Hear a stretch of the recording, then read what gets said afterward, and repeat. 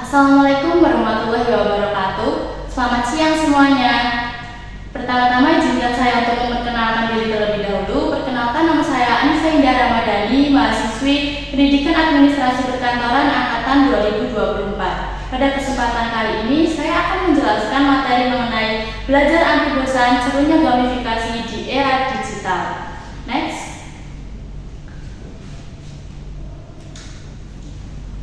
Apa itu gamifikasi?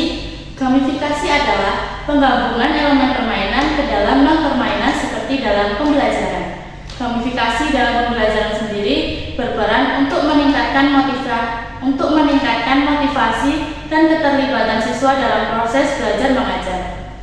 Next. Faktanya, otak lebih cepat menerima gambar dibandingkan teks. Dalam hasil penelitian juga dikatakan bahwa 87% mahasiswa merasakan efek positif dari metode pembelajaran gamifikasi dalam mengatasi kebosanan saat belajar. Next.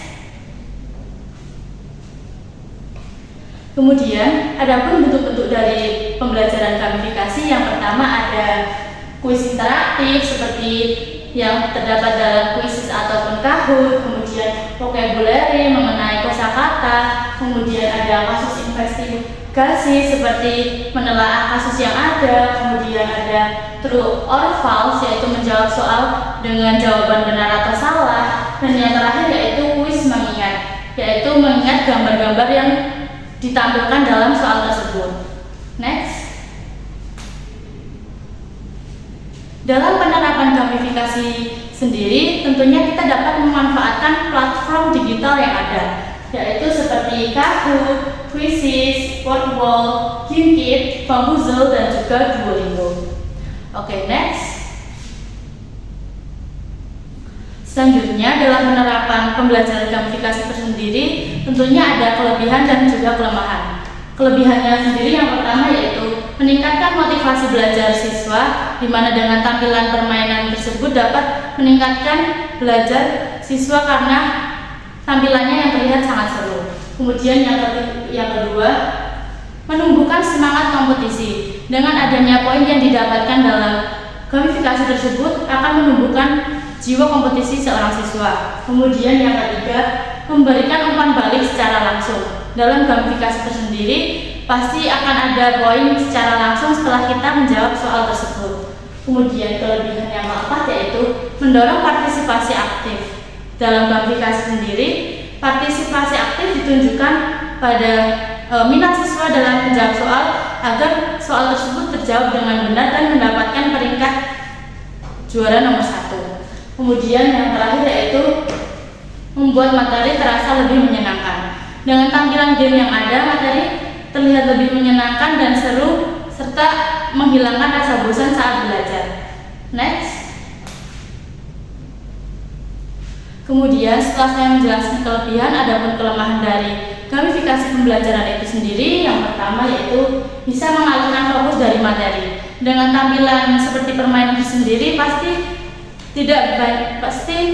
banyak dari siswa yang tidak fokus pada materi yang dipelajarinya karena lebih fokus kepada metode permainan yang ditampilkan. Kemudian yang kedua, membutuhkan waktu dan persiapan. Dalam gamifikasi sendiri tentunya kita tidak hanya mencoba tapi dapat membuat gamifikasi sendiri. Dalam membuatnya pasti membutuhkan waktu dan juga persiapan yang matang dalam menyiapkan materi yang ada. Kemudian yang ketiga, tergantung pada akses teknologi.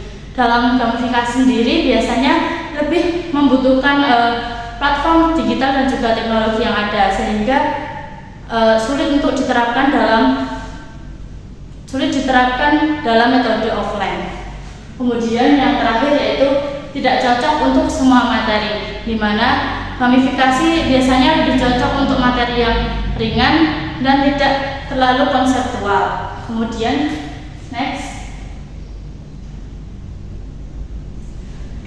Dari saya sendiri, adapun tips yang dapat kalian gunakan untuk gamifikasi, yaitu tips menggunakan gamifikasi dengan cerdas. Yang pertama, huruf C, cermati tujuan belajar. Apa sih tujuan belajar dari kalian itu sendiri. Kemudian yang kedua, untuk huruf E, eksplor tiap tantangan. Eksplorlah tiap tantangan yang ada dalam gamifikasi tersebut. Kemudian untuk huruf R, rancang strategi pembelajaran. Bagaimana kalian menyelesaikan tantangan atau menjawab soal yang ada dalam gamifikasi itu sendiri. Kemudian ada huruf D, disiplin kelola waktu, di mana waktu yang diberikan dalam gamifikasi tersebut harus dijawab sesuai waktu yang ada tanpa terlewatkan agar mendapatkan poin plus yang memuaskan.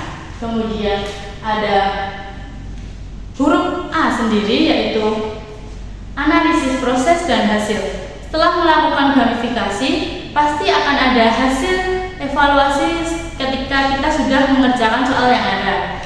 Dengan hasil evaluasi tersendiri itu, kita dapat menilai apakah kita sudah dapat mempelajari materi yang kita pelajari, ataupun apakah hasil tersebut sudah memuaskan. Kemudian yang terakhir adalah huruf S, siap gagal, siap belajar. Tentunya dalam menerapkan metode gamifikasi sendiri, kita harus berani menjawab soal tanpa bantuan atau alat bantu seperti AI ataupun Google, internet, dan lain-lainnya. Kita harus berani menjawab dengan apa yang sudah kita pelajari. Jadi harus berani siap gagal dan siap belajar. Next. Oke. Kesimpulannya, gamifikasi adalah proses belajar yang menyenangkan, di mana belajar bukan hanya tentang materi yang membosankan dan berupa teks panjang saja.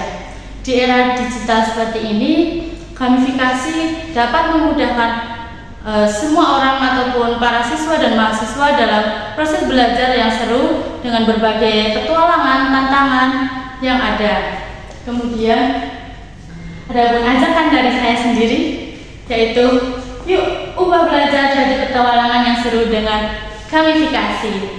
Sekian yang dapat saya sampaikan. Jika ada salah kata atau kurangnya, saya mohon maaf. Wassalamualaikum warahmatullahi wabarakatuh.